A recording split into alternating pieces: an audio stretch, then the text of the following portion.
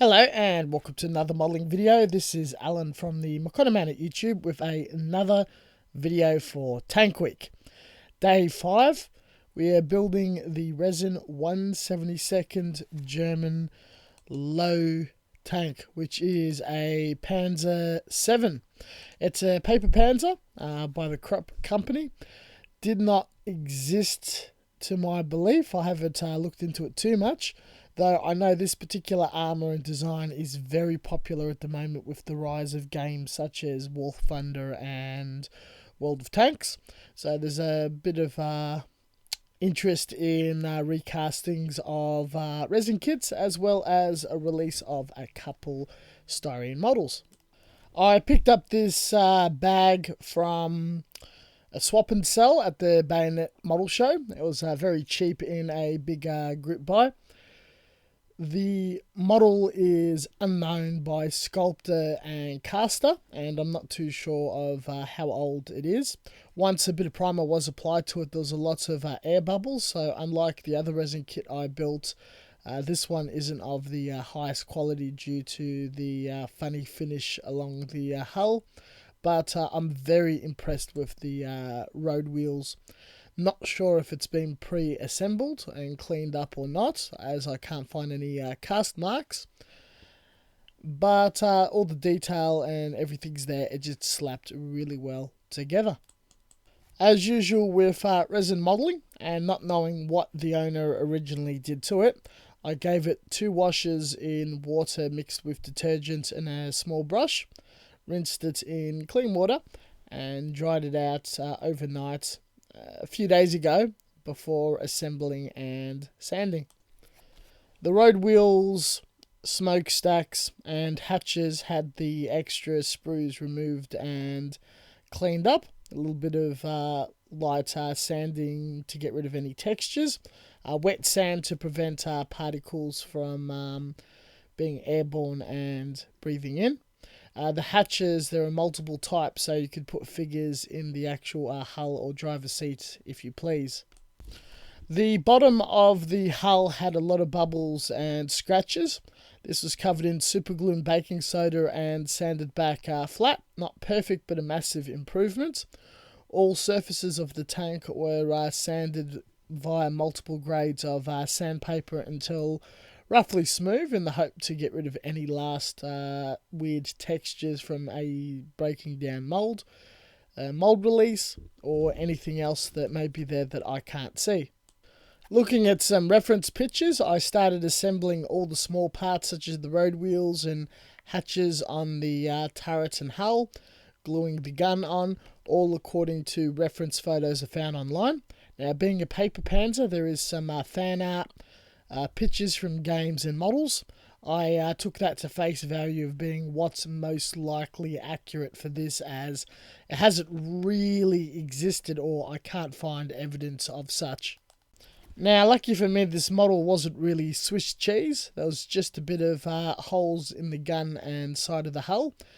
After priming, this was quickly treated with super glue and baking soda, sanded down and re-primed again with Mr. Surfacer 1500.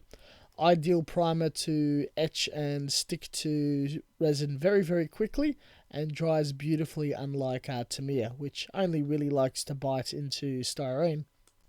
The model was base coated in Gaia Note Surfacer Evo Oxidized Red.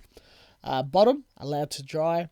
Top, then flipped again, and a series of German grey, black and a lighter grey was airbrushed in colour modulation for a light effect to create a base coat of a German grey tank, which is very common among the German army.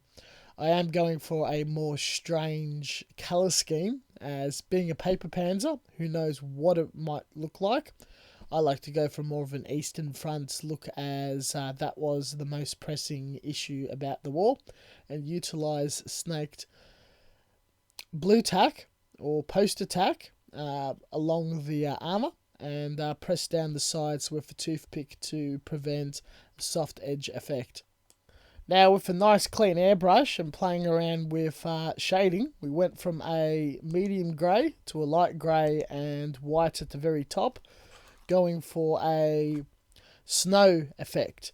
Later on, I went back once the mask was removed and shaded the bottom ends and some of the joints and whatnot with black, painted the tank tracks, and then went back with white and shaded the tracks and other areas with extra white and sort of shaded in some areas to blend in the camouflaged German grey.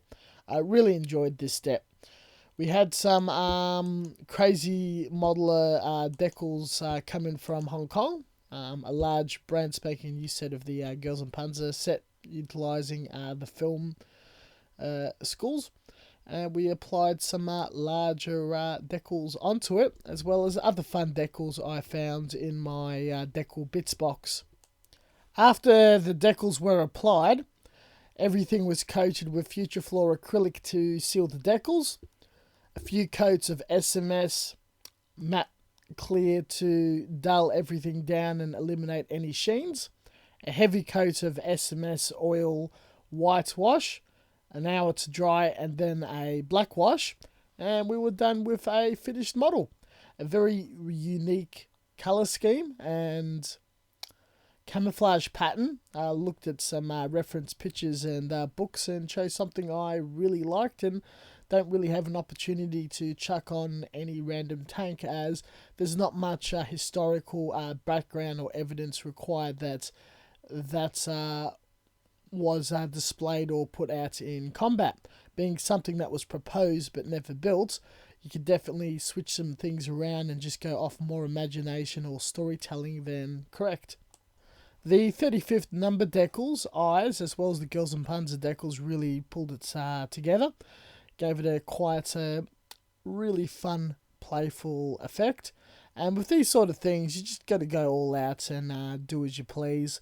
Don't really take it too serious or face value, and just enter more the realm of fantasy, science fiction, or what you would think that is most likely the armour was built, manufactured and sent out for from your understanding, reading and personal research of the war or the conflict. And this is the conclusion I've come to, with a little bit of fantasy thrown in. Now, within the series, this was never fielded as such, but you could definitely take it on the chin as fan art, and had a lot of fun. I am definitely extremely pleased with the finish it's come out, and it looks quite unique. Now, I'm normally not a fan of German armour, though I just think there's something really awesome about super heavy tanks, especially the paper Panzer versions that are just so big, so heavy, so hungry for resources it's impractical to build and field. And I was definitely drawn to this as it's quite popular and seen quite around the place to have my own take on it. The resin kit was not brilliant or fantastic, though for what I paid, that's what I got. I'm pretty sure it's probably worth more out in the real world on retail or online. Nonetheless, it was definitely worthwhile the work and having fun with. A good quick project, and I'm very, very happy with the finished result. Thank you very much for watching. As always, until next time, stay tuned for further content. Check out Facebook for more photos of this model and work in progress. Stay tuned to Tank Week. We have 2 more days to go and models to display, as well as other content including on YouTube, Twitch, and the playlists with other type of videos. We also post weekly to twice a week. Catch you guys later, and thank you for watching.